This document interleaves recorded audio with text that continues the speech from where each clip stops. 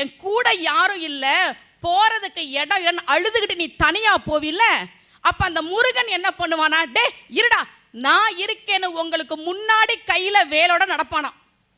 முருகன் மாதிரி இருக்கேன்னு நீங்க நினைச்சீங்கன்னா பின்னாடியும் கையில வேலோட நடப்பானா. அட இதுவும் முருகன் மாதிரி இருக்கேன்னு நினைச்சா உங்களுக்கு வலது பக்கத்துலயும் கையில வேலோட இருப்பானா.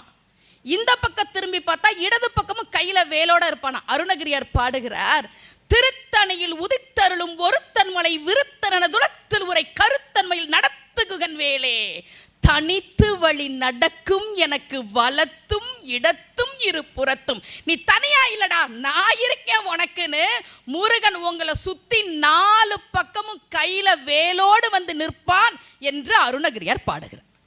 அதுதான் முருகனுக்கு இருக்கக்கூடிய சிறப்பு. தலையெழுத்த மாற்ற முடியாதுன்னு நிறைய பேர் சொல்றாங்க. இப்போ என்கிட்ட கேட்பாங்க, அம்மா நீங்கள் ஆன்மீக சொற்பொழிவாளர் தானே,